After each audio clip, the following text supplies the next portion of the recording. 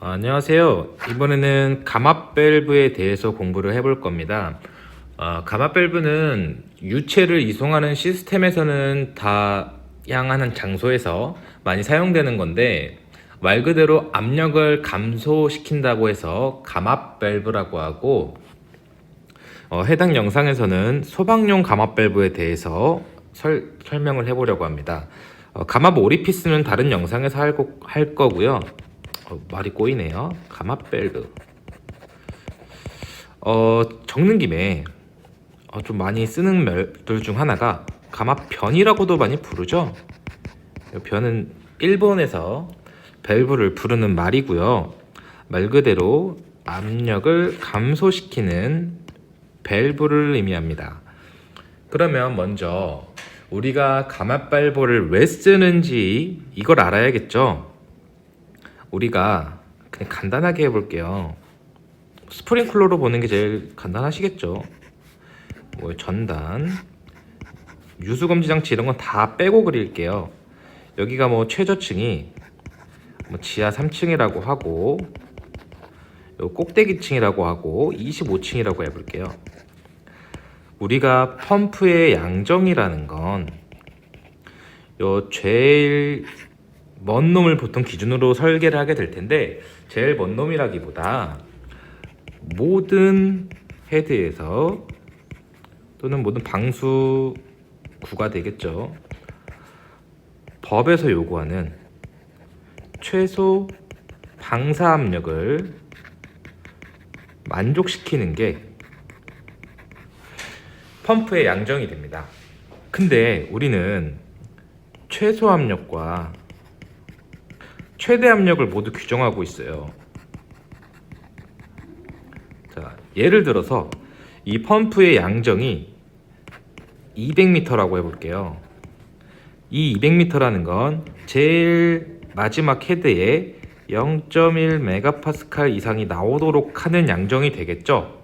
근데 이렇게 설치를 했더니 이 펌프와 가장 가까운 지하 3층 헤드에서 얘는 1.2 메가파스칼이 넘으면 안 되죠.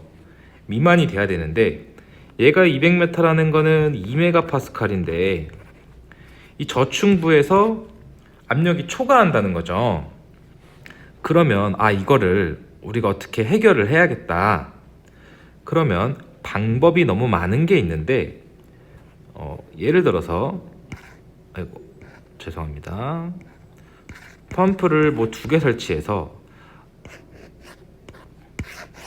얘는 지하 3층부터 뭐 10층까지 하게 한다던가, 얘는 11층부터 25층까지 하게 한다던가, 이런 식으로 구성하는 게 더 좋지만, 얘는 펌프도 더 설치가 돼야 되고 배관도 뭐 배관은 마찬가지긴 하죠.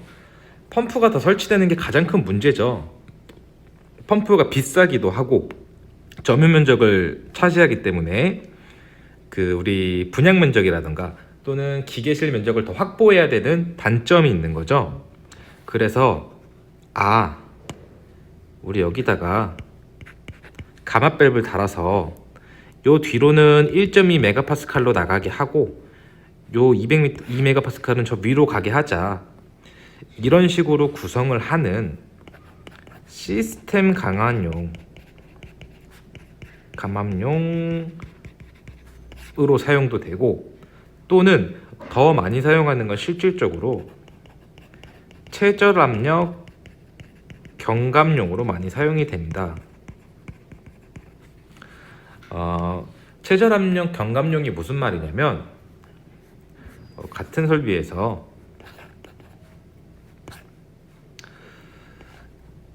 예를 들어 이렇게 가볼게요. 이건 뭐 20층이라고 하고 지하 3층이라고 해볼게요. 만약에 이 펌프의 양정이 100m다.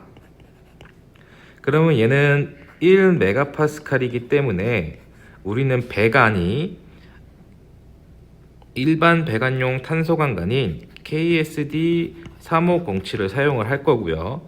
얘는 최대 1.2 메가파스칼까지 사용이 가능하니까요. 또 밸브류들은 10kg/1 메가파스칼이죠. 기준을 사용할 수 있을 것 같지만 우리 펌프는 또는 배관계는 최저 압력을 기준으로 사용 압력을 결정하기 때문에 우리는 최저 압력이 전격 압력의 140%, 즉 1.4배를 한 값을 사용 압력이라고 하기 때문에 1메가파스칼인 펌프라면 1.4메가파스칼이 설계의 기준이 되는 거예요. 그 말은 이 1.4야 메가파스칼로 출발을 해서 어느 구간까지 압력이 떨어질 때까지는 압력 배관을 사용해야 되고 10이 아니죠.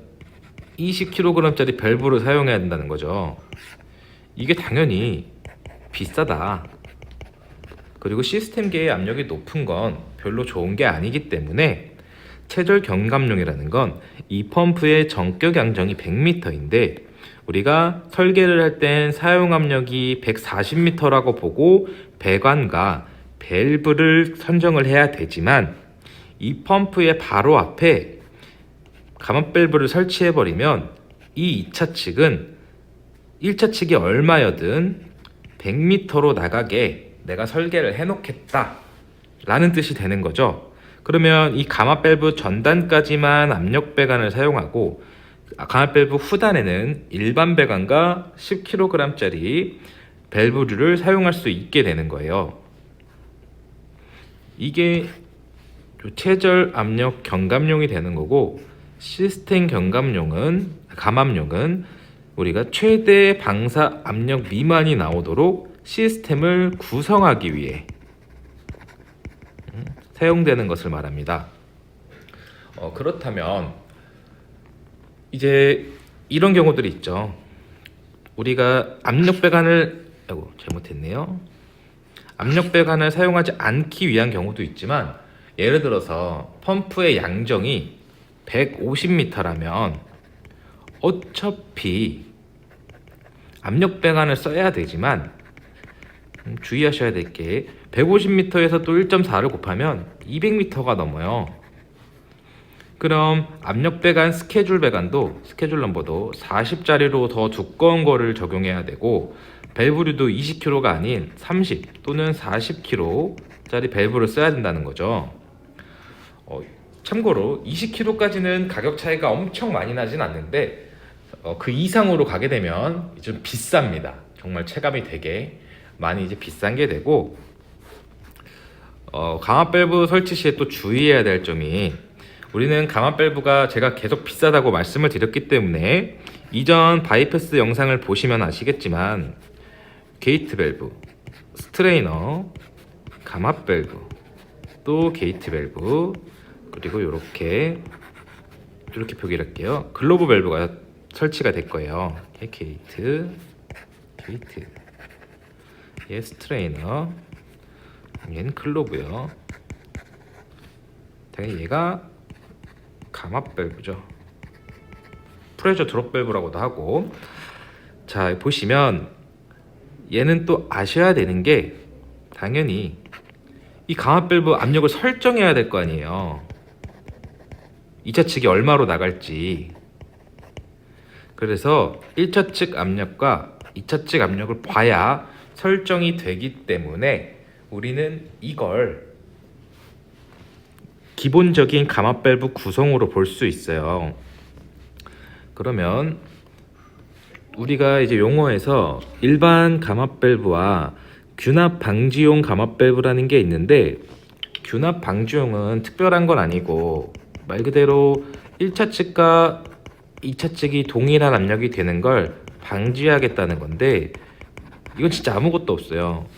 2차 측에다가 요 릴리프 밸브 또는 압력 밸브 하나 달아주면 내가 설정한 2차 측 압력보다 조금 크게 해주면 넘어가면 바로 일로 배출이 되겠죠. 감압 밸브가 아무리 밀폐가 잘 된다고 해도 디스크와 시트로 접촉해서 그 폐쇄를 하는 거기 때문에 시간이 지나서 이물질이 낀다거나 하면 조금씩 누설이 되기 때문에 이 릴리프 밸브를 하나 설치를 해주시면 좋고요. 또 이제 아셔야 될 게, 나중에 밸브 영상도 또 찍을 거니까 여기 1차 측, 2차 측이 150mm라고 해서 이 감압밸브도 150mm로 할 필요는 없습니다. 우리가 이런 특수한 기능을 가진 밸브의 경우에는 유량계수라는 게 있는데, 즉 이 밸브가 정상적으로 동작을 시키기 위해 적정한 유량 범위라는 게 있는 거예요. 뭐 100에서 뭐 1000rpm이 될 수도 있고 이런 식으로요.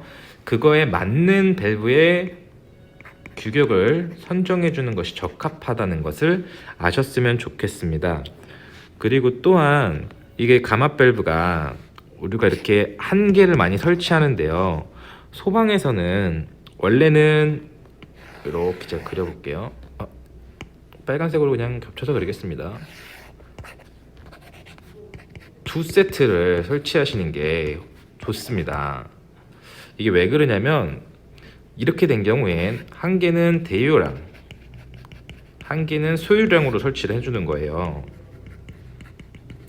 우리가 화재 시에 전체 감압 밸브를 통해서든 뭐 글로브 밸브를 통해서 바이패스를 이용하든 물을 2차 측으로 송수를 해야 하지만 화재 시가 아닌 경우에는 우리가 비화재 시에 결국 누설을 방지하기 위해 충압 펌프를 기동하게 되어 있는데, 충압 펌프의 유량은 99.9%로 60rpm으로 적용이 되고, 뭐 저 주펌프 같은 경우엔 유량이 크게 되면 2400 그 이상도 가죠.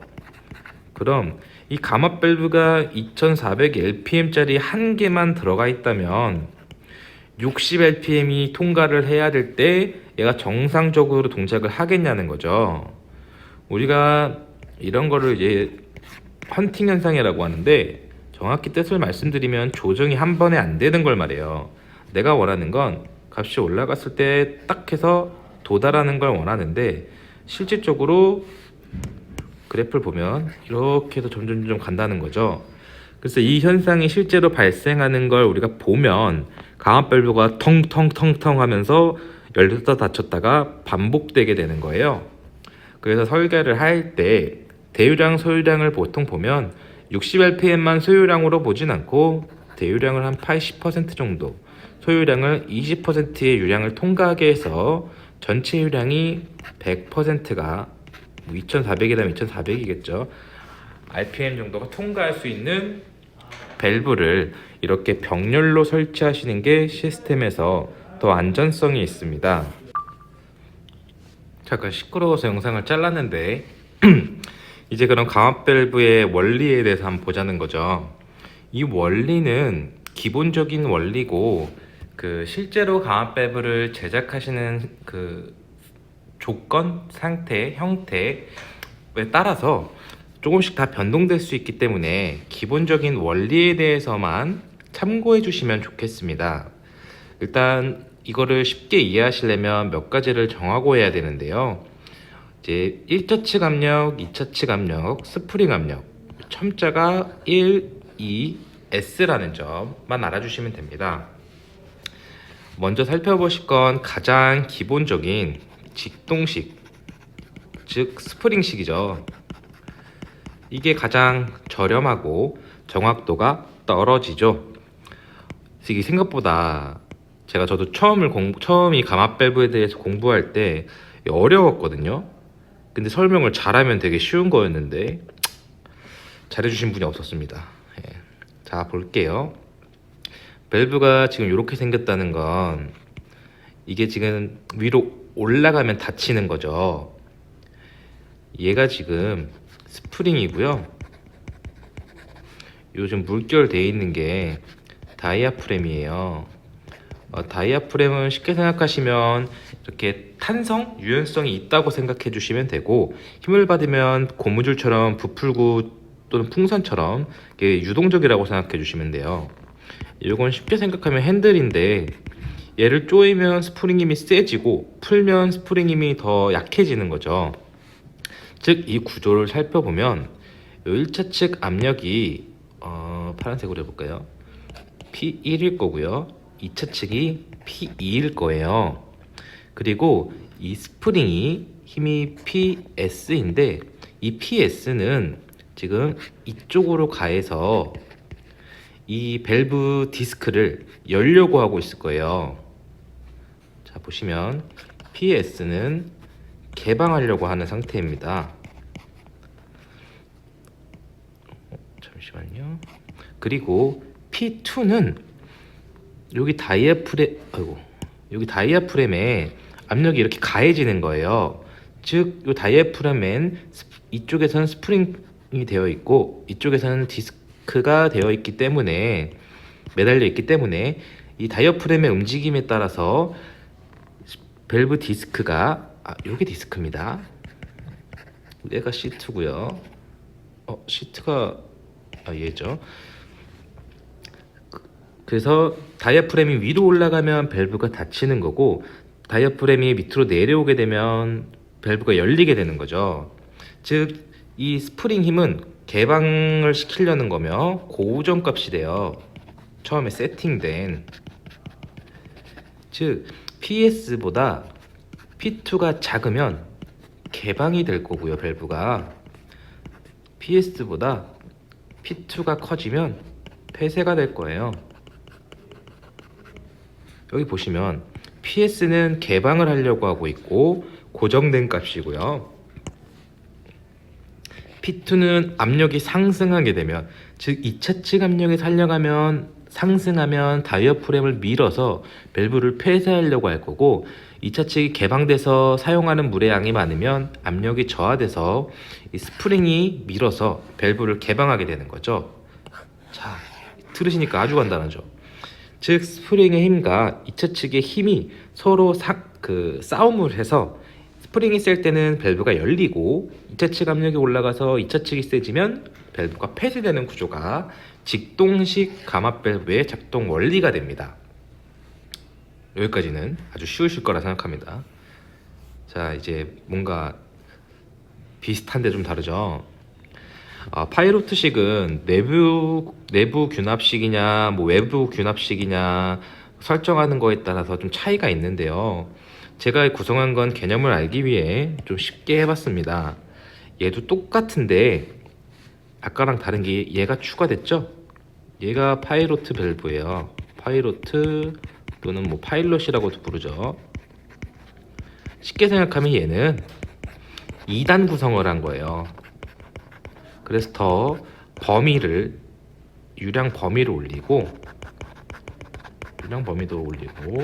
정밀도도 올린 밸브가 되는 거죠. 근데 결국 얘도 우리가 힘에 대해서 이해를 한다면 어렵지 않은 걸 알 수 있습니다.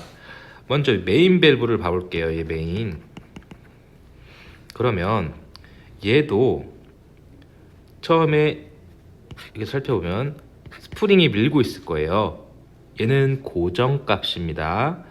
그리고 이쪽에서 1차 측 압력이 넘어올 수 있어요. 일단 미리 봐두시기만 하고, 또 여기서 2차 측 압력으로 인해서 다이어프램을 밀어 올리는 힘이 있어요. 그리고 요 1차 측에서 와서 따라가 보면 여기는 스프링이 위로 밀고 있습니다. 일단 정리를 해보는 거예요. 또 요 위에 다이아프램이 2차 측이 일로 와서 2차 측이 밀고 있습니다. 이해되시죠? 자, 그러면 파이로트부터 살펴보면 얘는 딱 수식으로 정리하기가 약간 복잡한데 그래도 한번 살펴보시면 지금 요 파이로트 밸브에서 살펴보면 이렇게 하니까 좀 이상하네요. 얘는 스프링이 항상 개방을 하려고 하고 있어요. 얘도 고정이고요. 그리고 이 P2가 2차 측 압력이 배쇄를 시키려고 하고 있습니다. 얘는 변동이겠죠. 이거를 살펴보면, 자, 봐보세요. 2차 측 압력이 떨어졌다면 이 2차 측 압력이 떨어져서 얘도 빠지겠죠, 압력이. 그러면 P2가 작아질 거예요. 그러면 이 밸브가 이렇게 위로 올라가서 왜냐면 스프링이 밀고 있으니까요. 그러면 1차 측이 압력이 개방된 밸브를 통해서 1로 넘어가겠죠. 그럼 이 1차 측 압력이 다시 요 메인 밸브에 다이아프램으로 와서 스프링 힘 플러스 P1이 돼서 이 밸브를 밀어서 개방시키게 될 거예요. 근데 또 이제 거꾸로 2차 측의 압력이 줄어서 밸브가 이제 닫혀야 된다면 2차 측의 압력이 주는 게 아니죠. 늘었다면 다시 이 2차 측 압력이 넘어갈 거고요. 그러면 여기 다이어프램 밸브를 밀어서 다이어프램을 밀어서 요 밸브를 폐쇄시킬 거고, 제가 여기 깜빡 못 그렸는데 이 1차 측 압력은 원래 여기 오리피스 구멍이 있거든요. 그래서 여기로 상쇄가 돼서 조금 압력이 떨어져서 다시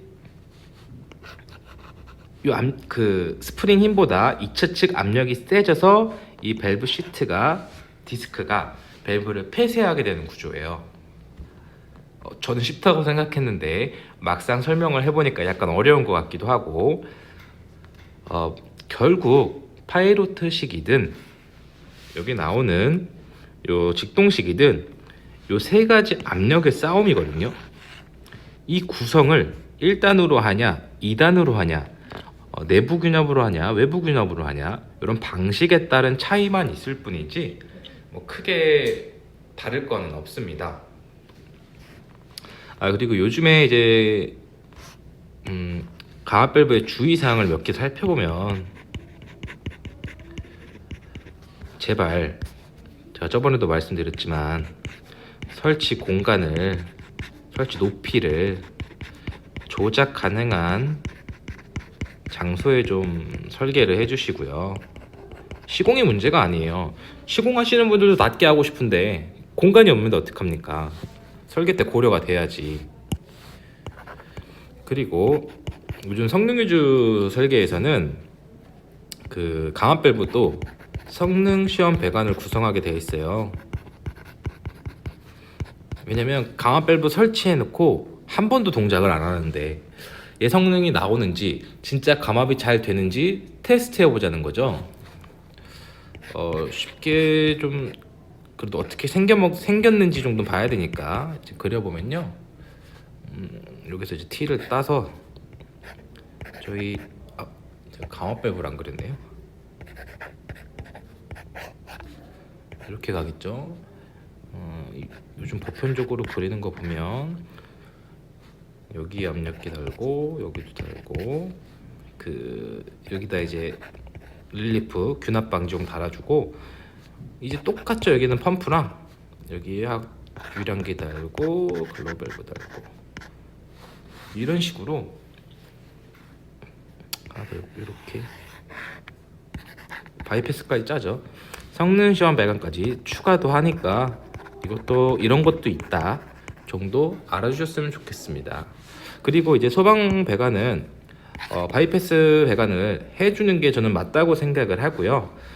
설계 정답은 없기 때문에 본인의 재량 판단 하에 설계를 해주시면 되고, 글로벌 써주시는 거 잊지 마시고, 사실 대유량 제가 소유량 2개 주는 게 좋다고 했지만 쉽지 않아요.